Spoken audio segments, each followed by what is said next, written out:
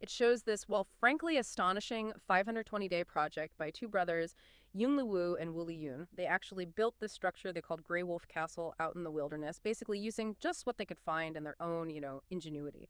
So our mission today is to pull out the key insights, the real nuggets of wisdom from what they did, focusing on, well, their resourcefulness, their sheer grit, and some pretty surprising ideas. Yeah. And what really grabs you is why they did it. They were just, fed up with the city. They wanted that sweet life. But also, incredibly, they were planning for their retirement life way out there. So it wasn't just about shelter for now.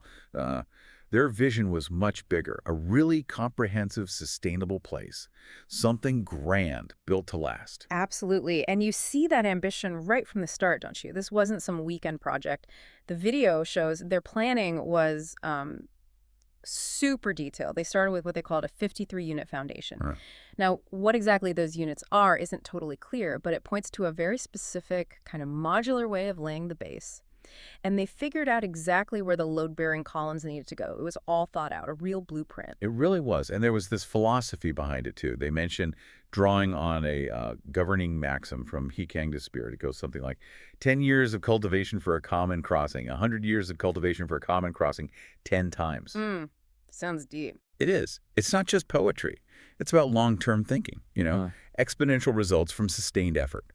So for them, making that frame super safe wasn't just like good building practice. It was fundamental, tied into this whole belief in building for the long haul, for maybe even generations. Right.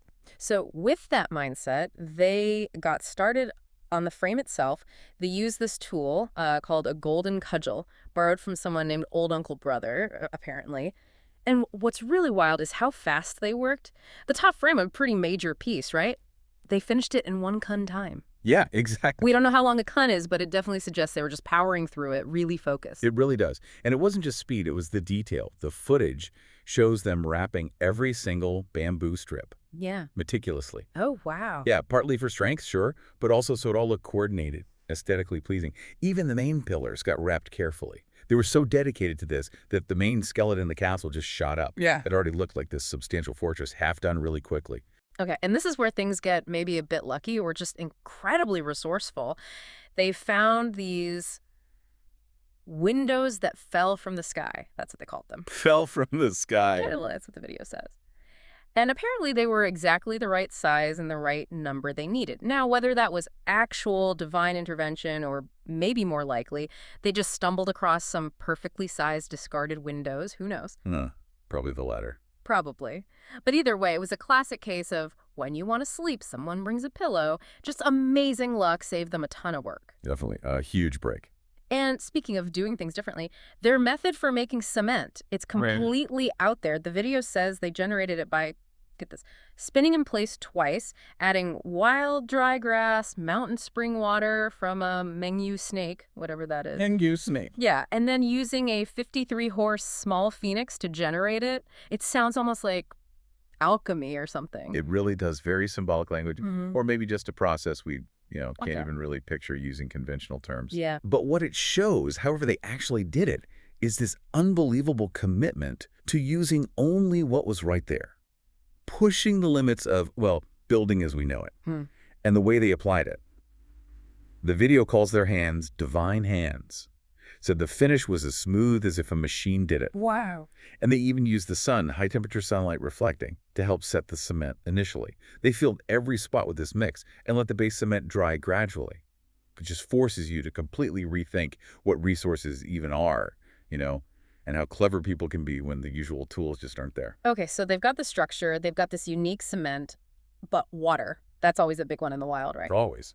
And the video really drives this home, the nearest river, 18,000 li away. 18,000. Yeah, and the lie is about, what, a third of a mile? So Yeah. that's over 5,000 miles. An insane distance. They absolutely had to find water locally. No kidding. So what do they do? Their solution was just as ambitious as everything else. Dig a well. Go straight down to tap into an underground river. And they had this system worked out perfectly. Yun Li Wu was the main digger, the excavator, and Wu Li Yun handled the waste soil recycling, as they called it. Just continuous work, one cycle, really efficient. A two-man digging machine. That's incredible. And how deep do they have to go? deep. They hit wet soil at 28 meters 28 meters. and kept going down to 30 meters. So, yeah, this wasn't just digging a little hole. It was a major excavation. Absolutely. And digging a pit that big and deep, Yeah. you definitely need to build a strong wall around it afterwards for safety and just to keep it stable. Right, which they It did. just shows, again, they were thinking ahead. Not just find water, but make this safe and sustainable for the long run. Exactly. So, okay, structure's up, cement's dry, water source secured. Now for the fun part, maybe, making it look good. Uh-huh. They started painting the walls, used this really vibrant orange color, which the video says just made the whole place feel fresh. Nice. Bit of brightness out there. Yeah. And they didn't just paint it flat orange. They added little designs, embellishments, so it wasn't monotonous.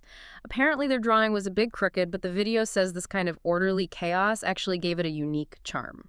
Ah, like that. Character. Totally. Right. Then they filled in the main parts with other colors, cyan, green, and something called Hawaiian fresh colors, made it look richer. But then they got even more ambitious.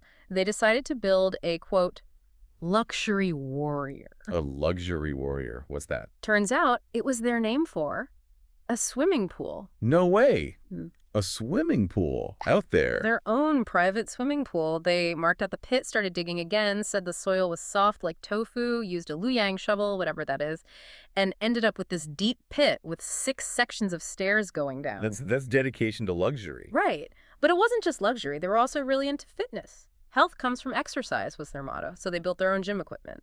Inserted nearly 10,000 support pillars, 908 too, the video says. 9,000.